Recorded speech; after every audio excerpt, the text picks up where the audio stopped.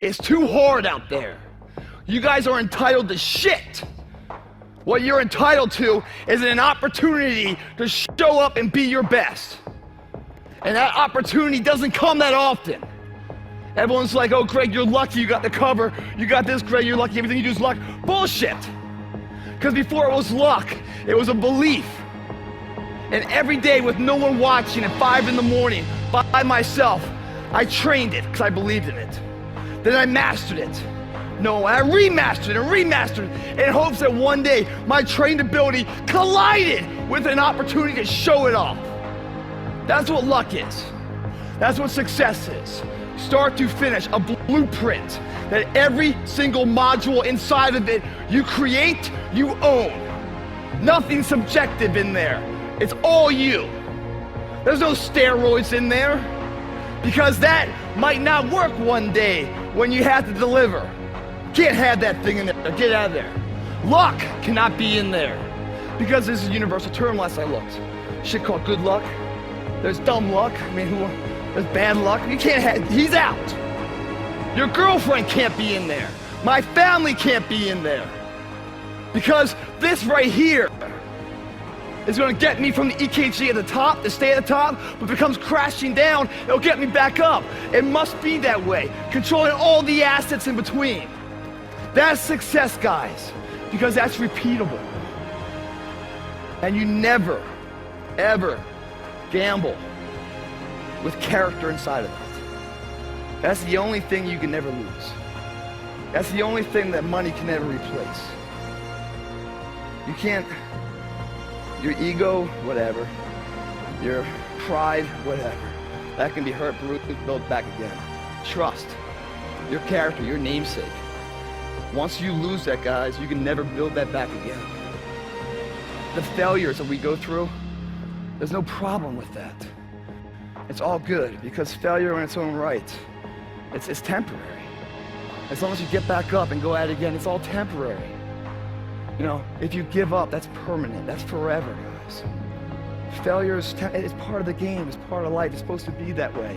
You're supposed to learn from it. You know, when you're going into the audition, you're going to the business meeting or whatever it might be, and you're sitting there, or you're going up to this hot girl to ask her out or something else, your heart's beating, you're full of anxiety, you're getting nervous and everything else. You're living, man. You're living. That's the greatest high in life. Some people shoot for it. Some people snort for it. I'd rather sweat for it. And I go in there, man, and I'm just like, if I don't win, I showed up. I gave my valid effort. And tomorrow I'll do the same thing. And I'll continue to throw shit against the wall. And something will stick, which will never define me. It'll just re-motivate that my tactics work. But it always has to be practiced. And every day I'll throw more up there and try it again. And I'll never get comfortable. I went from being a badass kind of like in the sports, right? And then kicking ass in the military, kicking ass in like fitness covers and stuff. Success scares me. Why do you think I keep jumping ship? Because if I don't, I'll be defined by it. And all this belief of who I think I can be will never come to fruition. In your business, wherever you are right now, if you're killing it right now in your own theater, your own city, whatever it is, it's not challenging you. Gamble outward. Go after the next step, the next guy's position. Because your owner wants you to do that. If you believe you can take him out, take him out. What's going to make him do is up his game.